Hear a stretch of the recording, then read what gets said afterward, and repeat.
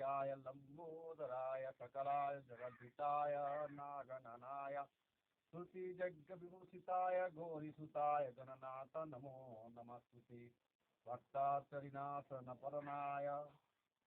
गणेश्वराय सर्वेश्वराय सुबुधाय सुरेश्वराय विद्याधराय विकटाय च वामनाय भक्तप्रसन्नवरदाय नमो नमस्ते नमस्ते ब्रह्मरूपाय विष्णुरूपाय ते नमः नमस्ते रुद्ररूपाय नमो नमः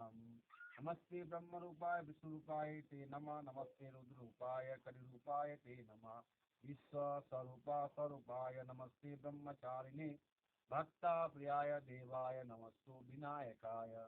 ओं स्वां विघ्नशत्रु दलनेत च सुन्दरेति भक्तप्रियेति सुखदेति फलप्रदेति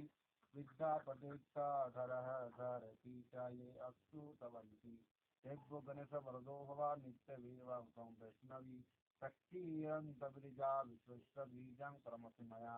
सम्मोहित देवी समस्तमेतं त्वं देव सन्नाभि मुक्तिहेतु वक्रतुण्ड महाकाय सूर्यकोटि उमाप्रभा निर्विघ्नं त्वं देव सर्वकार्येषु सर्वदा। अभी तक